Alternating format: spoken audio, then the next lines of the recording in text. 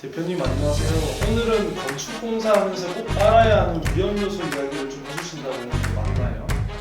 네, 안녕하십니까. 예림종합건설 대표 이정민입니다. 건축은 한 번 잘못하면 수천에서 수억까지 날릴 수 있는 일입니다. 특히 요즘처럼 원자재 가격이 오르고 인건비까지 부담되는 시기에 조금만 판단이 어긋나도 큰 손실로 이어질 수 있습니다. 오늘은 건축주가 반드시 알고 있어야 하는 핵심 위험 요소 5가지를 말씀드리겠습니다. 이걸 모르고 공사에 들어가면 진짜 큰일 날 수 있습니다. 다시 한번 말씀드리겠습니다. 진짜 이거 모르고 진행하시면 큰 코 다칩니다.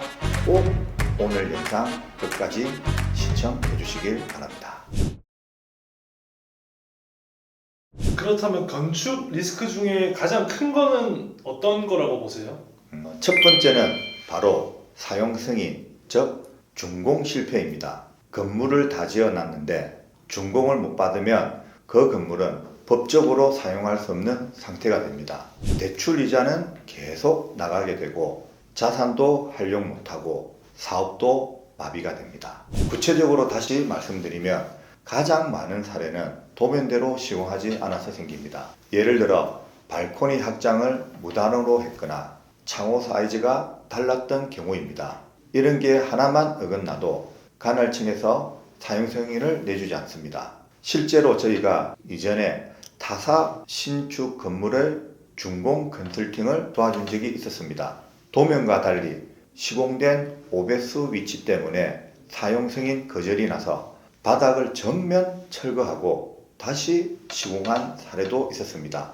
그래서 저는 항상 말합니다. 하늘이 무너져도 사용 승인부터 받아라. 그럼 두 번째 위험 요소는 어떤 것이 있나요? 예를 들어 많은 분들이 부동산 중개인의 말만 듣고 여기 3층 지을 수 있다더라 하면서 계약부터 해버립니다.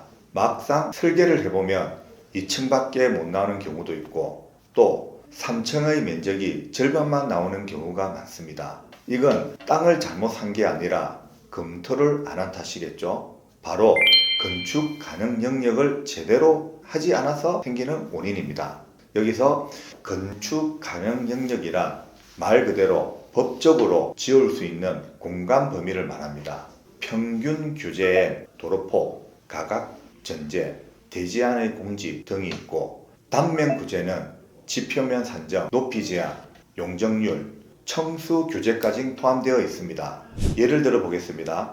도로폭이 3m 미만이면 2층까지만 허용되고 막다른 도로일 경우 건폐율이 제한되기도 합니다. 이걸 설계사와 함께 사전에 법적 검토를 하지 않으면 사업 자체가 성립되지 않아 수천만 원 이상 손해를 보게 됩니다. 그럼 세 번째 요소는 어떤 것이 있나요? 공사비 얘기가 슬슬 나올 때쯤 된 것 같은데. 역시 신PD님 공부 많이 하셔서 거의 전문가 수준이 되었습니다. 예, 맞습니다. 이제 공사비 얘기 나올 때쯤 되었습니다. 공사비 문제 굉장히 흔한 일입니다. 남들은 얼마 들어갔더라 말만 듣고 건축비를 결정하시면 절대 안 됩니다. 건물 구조, 자재, 지역 시세, 건물 스펙마다 천차만별입니다.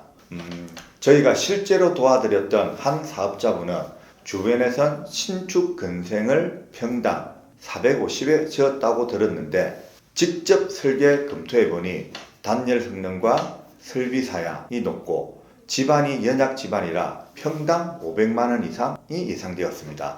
그 차이를 못 보고 덤볐다면 중간에 자금이 모자라 공사 중단됐을 겁니다. 정확한 공사비 예측은 첫 번째 구조 설계 기준, 두 번째 마감재 스펙, 세 번째 기반 공사 범위, 이 세 가지라고 할 수 있지만 건물에는 표시가 나지 않는 집안 조사에 의한 지방 보강 공사가 예상 밖의 공사비가 추가됩니다. 그럼 공사 중단에 대해서도 많이들 걱정하시던데 그건 혹시 위험 요소에 포함이 되어 있나요? 예, 맞습니다. 그게 바로 지금 네 번째로 말씀드리려고 했던 요소입니다. 가장 큰 원인은 작은 계획을 낙관적으로 세웠기 때문입니다. 공사 진행 중 전세금, 임대보증금 및 임대비로 맞출 수 있겠지 또한 준공 후 추가 대출이란 추측은 현장에서 통하지 않습니다. 건축은 단계별로 기성금이 지급됩니다. 건축주의 상황에 따라 변동이 있을 수 있지만 예를 들어 계약금 10%, 기초공사 시 20%, 골조 완료 시 30%에서 40%, 외장 마감 시 20%, 내부 마감 시 10%, 준공 후 10% 이런 구조로 자금이 필요합니다. 중간에 자금이 끊기면 인건비 체불, 자재 반출, 현장 폐쇄까지 이어집니다. 한번 멈춘 현장을 다시 시작하는 비용은 처음 시작보다 더 많이 든다는 걸 꼭 기억하시기 바랍니다. 자, 그럼 이제 5번째 마지막 요소인데요. 어떤 것이 남아 있을까요? 건설사, 즉 시공사의 부도입니다. 실제로 정말 많이 일어나는 일입니다. 시공사가 하도급의 공사비를 주지 않고 부도가 나면 하도급은 유치권을 걸고 현장을 점검합니다. 건축주는 공사를 재개하려면 그 하도급에게 다시 돈을 지급해야 합니다. 예를 들면 예전에 저희가 자문했던 현장이 있습니다. 단편적으로 설명드리면 5억에 계약을 하고 3억을 지급 후 시공사가 부도, 건축주는 하도급에게 4억 추가 지급하고 겨우 공사를 마무리하고 사용 승인을 받았습니다. 총 7억 이상 손해본 셈입니다. 건설사 선정할 때 자본금, 하도급 관리 실적, 실제 공사 이력 꼼꼼하게 따져서 이런 위험을 피할 수 있어야 됩니다.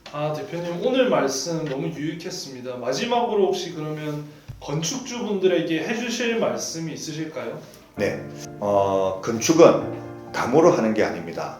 정보, 계획, 실행 이 세 가지를 갖추면 누구나 실패 없이 건축공사를 마칠 수 있다는 것을 꼭 기억하시기 바랍니다. 저희 예린종합건설은 지금까지 단 한 번도 준공 실패 없이 완공해 왔습니다. 오늘 구독, 좋아요 안 하셔도 됩니다. 언젠가는 당신도 건축주 및 건물주가 될 수 있습니다. 이 영상은 꼭 저장해 주십시오. 오늘 영상이 당신 통장에 있는 1억을 지켜줄 겁니다. 예린종합건설은 눈에 보이지 않는 곳까지 기준을 지킵니다. 29년차 예린종합건설 대표 이정렬이었습니다. 감사합니다.